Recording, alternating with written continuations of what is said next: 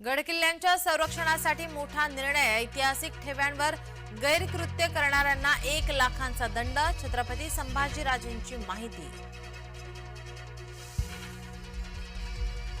हिवाळी अधिवेशनाचा आज दुसरा दिवस। परभणी आणि बीडच्या दुर्घटनेवर विरोधक सरकारला घेरण्याच्या तयारीत। मुख्यमंत्र्यांकडून चर्चेचं आश्वासन।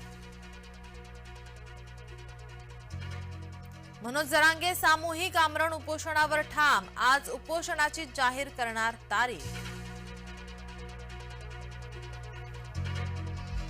अधिवेशन सोडून नाशिकमध्ये परतलेल्या भुजबळांच्या भूमिकेकडे लक्ष। आज पदाधिकारी आणि कार्यकर्त्यांशी संवाद साधणार। राष्ट्रवादीच्या बड्या नेत्यांचं अजूनही मौन।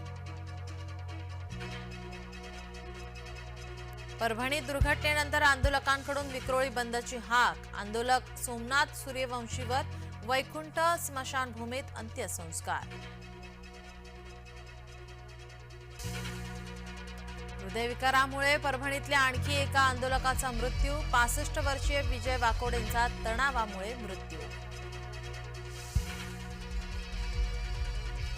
एक देश एक निवडणूक विधेयक संसदेत सादर होणार। सत्ताधारी पक्षाकडून खासदारांना व्हीप जारी।